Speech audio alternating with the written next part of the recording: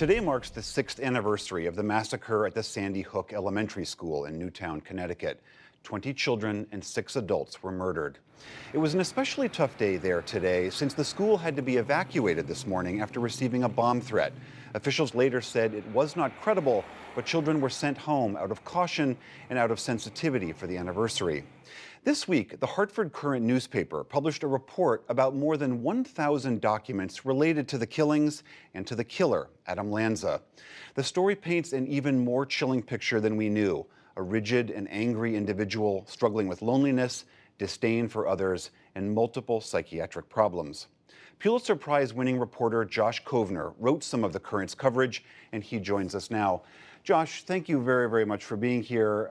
This report that you have put out is just a harrowing read, detailing the extent of the troubled mind of this killer. Can you just give us a snapshot of the things that you found? There was a sense of a greater, deeper extent of his obsession and compulsive disorder, his crippling problems that he noted just living every day, his meticulous and his fascination with mass murder and gunplay, a very detailed spreadsheet that he put together.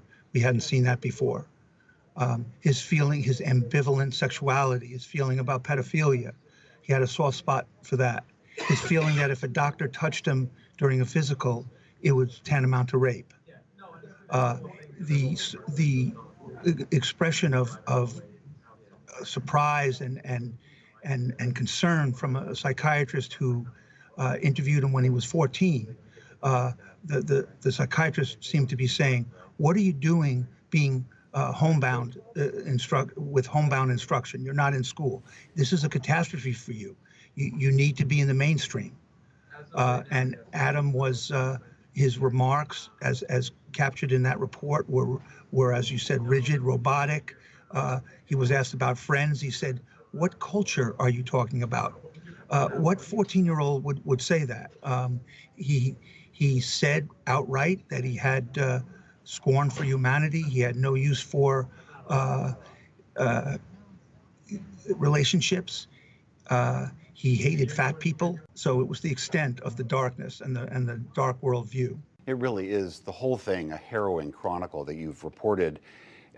After these kinds of tragedies, we as a society always look for the red flags that could have been missed, what people might have noticed to say, you know what, this really is a danger. This person really is a potential danger. And I think it's important to say, too, that we also know that many people who suffer from mental illness, the vast majority of them never will become violent. But in the case of Absolutely. this young man, were there warning signs looking back now that could have tipped people off to what was coming? Well, some of the signs could have tipped people off and motivated them to get him more help, maybe an inpatient situation coupled by meaningful outpatient, and things have grown up in the mental health field since in the last 6 years. Peer advocacy, people helping people who've been through it, trauma-informed therapy. They used to tiptoe around trauma. Now they confront it directly. If he had any trauma from the divorce of his parents, or some of these things could have been addressed, but through no fault of anyone's own, schools, counselors, parents, psychiatrists operate in silos, and one doesn't always talk with the other. And he existed between them, among them, and nobody nailed the whole picture. And maybe that's impossible, but that could be something to aspire to, is better communication among good intentioned, smart people who are trying to help youngsters.